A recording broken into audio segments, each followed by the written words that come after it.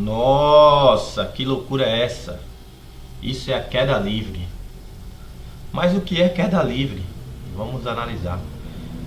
É o termo utilizado para descrever um movimento de corpo que cai sujeito somente a...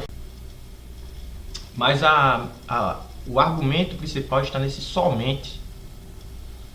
Porque o globo, a vida, é uma interação de várias forças. Mas para você ter a queda livre, você só pode ter uma força interferindo, a gravitacional. Por isso nós grifamos o somente. E mais na frente vocês vão entender porque a gente acaba desprezando as outras forças que estão incluídas nesse movimento. Como é que isso acontece? Nós temos a nossa Terra. Vocês estão vendo ela aí. Ela exerce um campo gravitacional em tudo que há ao redor. Então, exerce na gente, corpo celeste entre ela e a Lua. Cada um, basta você ter uma certa massa que ela vai exercer esse campo gravitacional sobre vocês. Então ela tem a tendência de atrair coisas para a sua superfície. Por exemplo, nós vemos aí essa pequena pedra, o asteroide. E aí quando ele entra nesse campo gravitacional, ele vai sendo atraído, ele vai caindo. E assim, se a gente tiver apenas esta força, nós vamos ter uma força. E aí nós vamos ter a nossa equação do movimento. O movimento está acelerado, porque ele está sob a interação de uma força gravitacional, então nós vamos utilizar a nossa fórmula do sorvetão. Só que com detalhe. Nós sabemos que é um movimento de queda livre, então pressupõe que ele não tem uma velocidade inicial, porque ele não está sendo atraído. Só quando ele entra dentro do campo gravitacional da Terra, nós vamos ter uma interação sobre ele. Então a sua velocidade inicial vai ser sempre zero. A não ser que a questão já fale em uma outra coisa. E aí, como ele vai ser sempre zero, nós vamos cortar ali, ó. Passamos ali a nossa setinha. E a aceleração gravitacional, ela é contra o movimento, né? Adotado pela física, né? A gente diz que subir é positivo e negativo é descer, bom, enfim, são convenções vetoriais. Sabendo disso, já que estamos estudando um movimento de queda livre, cortando ali as acelerações, vamos ficar com essa nova fórmula apenas. Então, se a gente considerar que a altura final é zero, ela bateu no solo, nós vamos ter uma equação ainda mais resumida para facilitar nossas vidas. Aí é só a gente fazer aquelas velhos jogos de sinais, vamos passar o x0 para um lado, vai ficar tudo negativo. Vamos fazer as convenções. E aí, ó, vamos dar um tempo aí para vocês fazerem. Se vocês fizeram, vamos ver aqui o que é que vai dar. E aí no final nós ficamos com essa equação aí. Agora isso, lembrando, essa fórmula só vale quando nós desprezamos a resistência do ar. Vamos ver aí um rapaz aí, insano, esse é o Sabiá, que ele fez um salto de queda livre.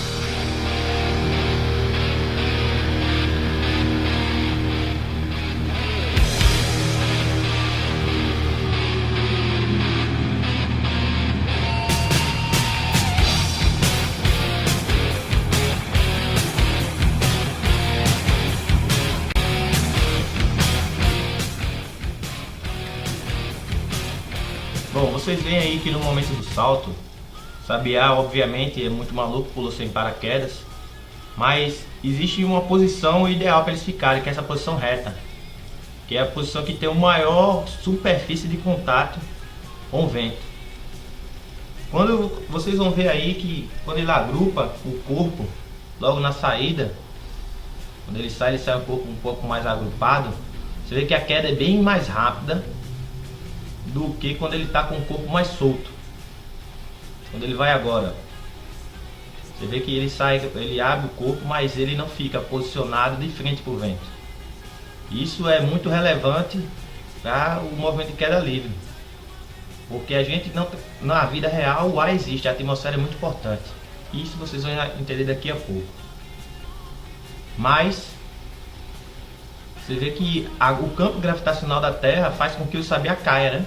Não é como um super-herói que a gente vê aí os caras voando para cima e para baixo, não.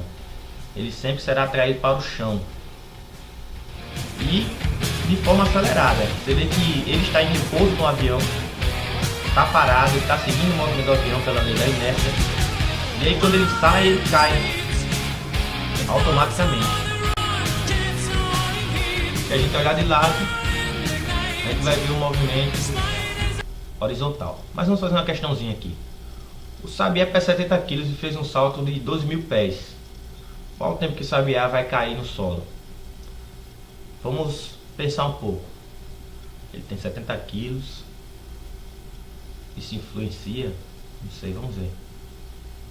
Bom, primeiro vamos converter 12.000 para a nossa unidade, né, que a gente trabalha no SI, que dá aproximadamente 3.657 metros. É 3 km de altura. Pensei que ele pulou alto. Sabendo disso, não tendo mais nenhum problema com conversões de unidades, vamos fazer a questão propriamente dita. Como essa questão está fácil, mais fácil que beijar em show de pagode, nós já vamos pegar a equação direta. x0, que é a posição inicial quando ele tocar no solo, a altura que ele saiu, perdão, vai a aceleração gravitacional elevado ao t ao quadrado. E vamos substituir.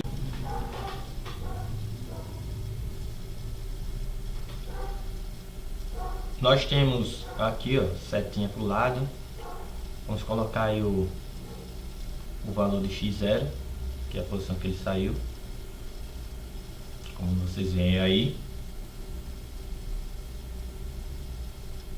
E aí agora é só fazer uma continha matemática, né? Acabou a física aí há muito tempo. Agora é só fazer as conversões. Então multiplicamos 2 vezes 3.600 e vamos utilizar o valor de G. Geralmente a gente considera, para um arredondamento ficar mais fácil, G igual a 10 metros por segundo, mas lembrando que ele vale um pouco menos do que isso. Mas vamos usar, e aí a gente vai passar a vírgula. Vamos ficar com 731,52 igual ao t ao quadrado. Vamos passar a raiz e vamos encontrar um número aproximadamente a 27 segundos, como vocês veem aí. Então esse é o tempo que o Sabiá levaria para cair até o chão. Mas graças a Deus tem uma outra coisa que nos protege, né? Porque se é o Sabiá, poderia ser um asteroide, como a gente vê aí. Mas na vida nada é assim. Na Terra existe a atmosfera, e ela faz com que apareça esse foguinho aí nos cometas. Nos cometas não, nos asteroides. Isso é a resistência do ar. Essa resistência é muito importante porque ela nos protege da queda desses corpos. Por exemplo,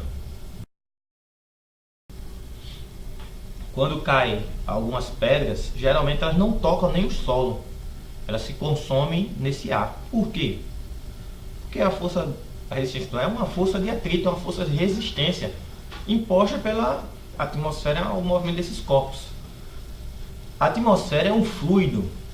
Se vocês não sabem, vão descobrir quando a gente chegar na parte de hidrostática.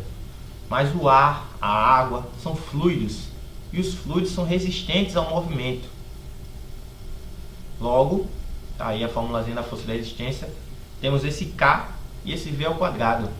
É uma força que se opõe ao movimento natural. Se o movimento natural é de atração, já que o campo gravitacional da Terra está puxando literalmente os corpos, consequentemente a atmosfera faz o contrário. Ela tenta resistir esse movimento. Então se a gente tem um corpo, tá aqui, ó, ele vem sendo atraído pela Terra, sendo atraído, esse corpinho que a gente vai representar por essa bolinha amarela. Então vamos ter uma força gravitacional, ó, o vetorzinho dela para baixo, atraindo. Vamos considerar que a base do quadro aí é a Terra. E consequentemente, quando ele vai entrando na nossa atmosfera, nós vamos ter uma resistência. que vai se opor a esse movimento. Ó, a setinha do vetor para cima. Não está na mesma proporção porque a força gravitacional é maior. Então, lógico que não podemos lutar no mesmo tamanho, tem que ser menor. Então, as coisas não desceriam, não cairiam. O que acontece? Mas essa força de resistência depende desse K, que é a constante que rege os corpos. Essa constante depende da posição, do tamanho, da forma do objeto, se ele é mais aerodinâmico ou não. Porque, como você viu o sabiá agrupado, a resistência do ar é menor, ele cai mais rápido. Quando ele espalha o corpo, ele aumenta a sua superfície de contato e isso faz com que ele demore mais. E, não menos importante, temos a nossa velocidade. E ela está elevada ao quadrado, ou seja, quanto maior for a resistência do ar, ou maior for a velocidade do corpo, maior será a sua resistência. Isso também prova uma outra coisa que a gente está invariável aqui. Quanto mais a gente corre com o nosso carro, maior é a nossa resistência. Então a gente consome mais combustível. E vocês ficam aí pisando fundo, querendo aloprar, não sei o que, dar cavalo de pau, ou enfim.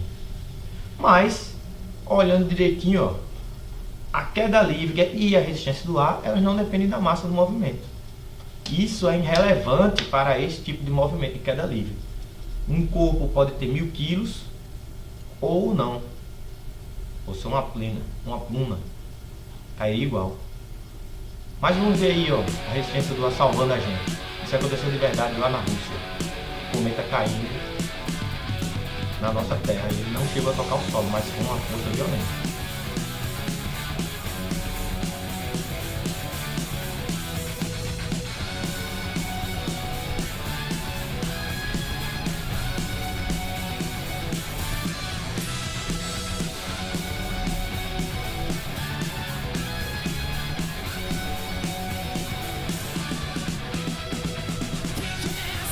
Bom, mas eu prefiro o que disseram os internautas. Muitos disseram que foi um cometa, um asteroide, mas eu prefiro acreditar que foi Sangoku que salvou a gente aí com seu Kamehameha.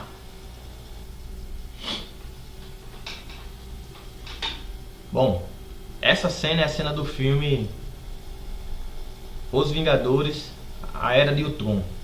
É uma cena muito importante porque Ultron tinha um plano muito interessante: salvar a Terra através do extermínio da humanidade. E aí ele pegou essa cidade aí, a Sokovia, e criou uma máquina que jogaria Sokovia contra a Terra, simulando um asteroide caindo no nosso planeta. A pergunta é possível ele conseguir isso? Se esse plano, se a Sokovia caísse na Terra, eles conseguiriam? Lógico que no filme, né, deu tudo certo, esses caras aí conseguiram salvar a Terra, mas não sei se a Terra merece ser salva não, mas enfim, os caras conseguiram. Mas o plano dele vai dar certo? Nós vimos que a queda livre independe da massa, e a cidade tem uma massa considerável. Ele se apegou a quê para fazer isso aí? Vamos pensar um pouco, vamos fazer uma questãozinha a gente pensar nisso aí. Vamos lá. O plano de Ultron era jogar Sokovia contra a Terra. Será que ia dar certo? Vamos aqui, ó, idolatrar os nossos ídolos. Vocês que não conhecem, isso aí é o Ultron, criador de várias frases interessantes. Mas vamos lá. A gente vai pegar a nossa fórmula inicial. Bom, ele no filme colocou Sokovia na estratosfera. É uma altura considerável, mais de 15.000 pés. É bastante alto. E aí ele queria descer. Só que é uma coisa que a gente geralmente não associa. Os estudos, nós estamos estudando o movimento, a dinâmica em geral, a mecânica e a dinâmica. Então vocês estudaram no capítulo de energia o que é energia potencial. E a energia potencial gravitacional, ela varia de acordo com a altura. Quanto maior a altura, maior é a energia que o corpo pode ter. Então, já sabendo isso aí, a gente já olha ali, pô, dá pra gente juntar aqui. Esse x0 também é a altura. É a altura que o nosso corpo estaria. Então, se nós substituirmos x0 pelo g, pelo h, já que os dois estão falando a mesma coisa, nós vamos ter uma relação interessantíssima. Olha aí. Substituindo x0 por h, nós vamos ver quanto de energia ele vai ter. Ele vai ter duas acelerações no movimento gravitacional. E isso vai gerar uma energia monstruosa, porque você não vai ter mais multiplicado por 10, é por 100 vezes essa mesma energia. Então isso daria isso aí, ó. O que é que isso quer dizer? Quer dizer que ele, quando pensou nisso aí, já sabia de energia gravitacional e queria sim destruir a Terra. Até porque para esse movimento de energia a massa é importante. Ela não é importante para a queda livre, mas para o acúmulo energético com certeza a massa é considerável. E isso ocorre numa cidade que tinha um diâmetro de 30 quilômetros. E aí talvez ele conseguisse o plano dele.